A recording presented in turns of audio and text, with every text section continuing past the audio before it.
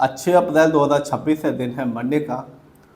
मैं आज बात करूंगा एक ऐसे कंपनी के बारे में जिसने आज तो जिस कंपनी के शेयर पे अपर सर्किट लगा, लेकिन इस कंपनी ने 6 महीने में अपने शेयर होल्डर्स के पैसे को दुगना कर दिया। सिर्फ 6 महीने में ही नहीं, इस कंपनी ने 1 साल में भी ऐसा रिटर्न निकाल के दिया जैसा शेयर होल्डर्स ने सोचा भी नहीं होगा। ये वीडियो सिर्फ एजुकेशनल पर्पज है, ना मैं कोई भी स्टॉक खरीदने की सलाह देता हूँ और ना ही बेचने की। तो मैं आज बात करने वाला हूँ टेक सॉल्यूशन के बारे में। ये कंपनी 2000 में बनी और कंपनी बिजनेस में है लाइफ साइंस और सपोर्ट सर्विस के, और आज इस कंपनी ने अपने शेयर होल्डर्स को एक अच्छा रिटर्न निकाल के दिया। इस कंपनी के शेयर पे अपर सर्किट लगा क्योंकि कंपनी ने बताया कि कंपनी एक इनोवेशन फंड बना रही है स्टार्टअप में निवेश करने के लिए, जिसकी वजह से आज इस कंपनी ने अपने शेयर होल्डर्स को 1.99% का रिटर्न निकाल के दिया, जिसकी वजह से आज इस कंपनी के शेयर पे अपर सर्किट भी लगा। तो बात करते हैं इस कंपनी के बारे में, यानी कि टेक सॉल्यूशन के बारे में। इस कंपनी का शेयर प्राइस आज जब 3:30 बजे मार्केट बंद हुआ तो था 42 रुपीज़ 3 पैसे का, और आज इस कंपनी ने 1.99% का रिटर्न निकाल के दिया। रीज़न क्या था ये तो मैं आपको बता चुका हूँ कि कंपनी ने अब डिसाइड किया है कि कंपनी एक इनोवेशन फंड बनाएगी स्टार्टअप में निवेश करने के लिए। ये तो बात रही आज की, लेकिन यदि मैं 6 महीने को देखूं तो कंपनी ने 6 महीने में अपने शेयर होल्डर्स का, अपने निवेशकों का, जिन्होंने इस कंपनी में पैसा लगा रखा है, उनके पैसे को दुगना कर दिया। सिर्फ 6 महीने में इस कंपनी ने अपने शेयर होल्डर्स को 216% का रिटर्न निकाल के दिया। यानी आज से ठीक 6 महीने पहले इस कंपनी का शेयर प्राइस मिल रहा था 13 रुपीज़ 29 पैसे का, जो आज के दिन 6 महीने में बढ़कर हो गया 42 रुपये के आसपास का। ये तो बात है 6 महीने की। 1 साल में भी इस कंपनी ने अपने शेयर होल्डर्स को कमाल का बेनिफिट दिया है। बात करें 1 साल की, तो 1 साल में इस कंपनी ने अपने शेयर होल्डर्स को 445% का निकाल के दिया।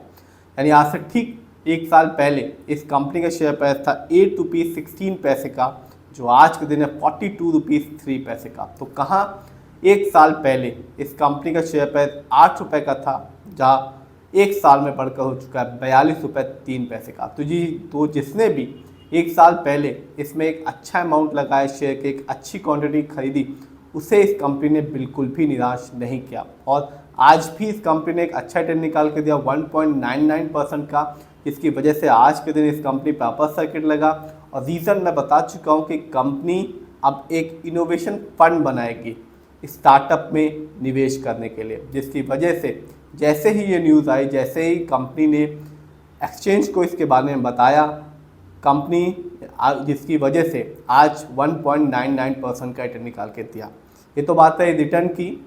जानते हैं इस कंपनी के स्टॉक के परफॉर्मेंस को। तो 1 साल में इस कंपनी का हाईएस्ट शेयर प्राइस गया 49 रुपीज़ 94 पैसे, जबकि 1 साल में इस कंपनी का लोएस्ट शेयर प्राइस आया 7 रुपीज़ 5 पैसे का। बताया जाता है कि इस कंपनी ने 2019 में लास्ट बार डिविडेंड दिया था, तब से इस कंपनी ने अभी तक अपने शेयर होल्डर्स को डिविडेंड नहीं दिया। जानते हैं इस कंपनी के फंडामेंटल्स को। तो जो कंपनी का मार्केट कैप है वो है 610 करोड़ का। ये कंपनी स्मॉल कैप की है क्योंकि मार्केट कैप 5000 करोड़ के नीचे का है।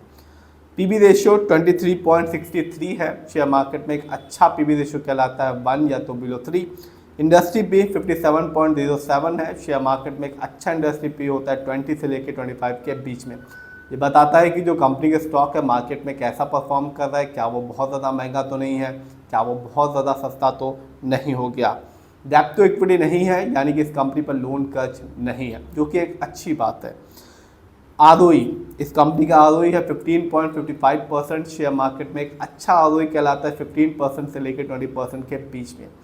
आरओई बहुत इंपॉर्टेंट चीज़ है, और आप जब भी किसी कंपनी के फंडामेंटल्स को देखें तो आरओई जरूर देखें, क्योंकि ये बताता है कि कंपनी शेयर होल्डर्स के पैसे को कैसे इस्तेमाल कर रही है।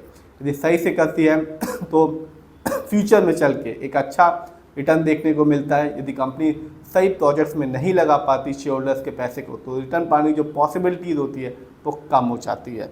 इस कंपनी का ईपीएस है 0.11, बहुत ही कम है, क्योंकि शेयर मार्केट में एक अच्छा ईपीएस कहलाता है 80 से ज़्यादा का। ईपीएस ये बताता है कंपनी लास्ट 12 महीने में कितना कमाया।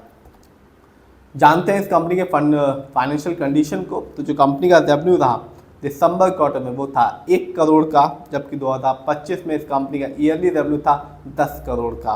प्रॉफिट दिसंबर क्वार्टर में 1 करोड़ था, जबकि 2025 में इस कंपनी का ईयरली प्रॉफिट था 0.74 करोड़ का।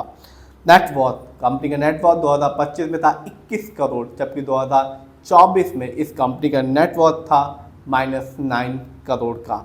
नज़र डालते हैं इस कंपनी के शेयर होल्डिंग पैटर्न को। आप देख सकते हैं रिटेलर्स यानी कि हम लोगों की वजह से ही और हम लोग का पैसा ही इस कंपनी में लगा हुआ है। प्रमोटर की होल्डिंग 0 है, यानी कि प्रमोटर्स हैं, यानी कि इस कंपनी के जो ओनर्स हैं उन्होंने अपना सारा का सारा जो पैसा है वो इस कंपनी से निकाल दिया है।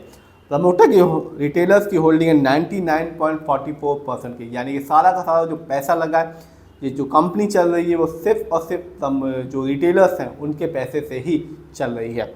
FII की होल्डिंग है 0.56% की। तो कंपनी बहुत ही छोटी है। कंपनी का जो शेयर होल्डिंग पैटर्न ये बताता है कि कंपनी सिर्फ रिटेलर्स के दम पे चल रही है, फाइनेंशियल भी कुछ ज़्यादा स्ट्रॉन्ग नहीं है और फंडामेंटल भी स्ट्रॉन्ग नहीं दिखता। रिटर्न की बात करूँ तो शेयर प्राइस 50 रुपये से नीचे का है। आज भी एक अच्छा रिटर्न निकाल के दिया, 6 महीने में भी एक अच्छा रिटर्न निकाल के दिया और 1 साल में तो इस कंपनी ने अपने शेयर होल्डर्स को मालामाल किया। लेकिन कंपनी का फंडामेंटल वीक है, फाइनेंशियल भी वीक है और शेयर होल्डिंग पैटर्न भी वीक है। फिर भी आप जिस पे भी पैसा लगाएं खुद रिसर्च करें, एनालाइज करें, अपने फाइनेंशियल एडवाइजर की राय लें, तभी अपने पैसे को शेयर मार्केट में लगाएं।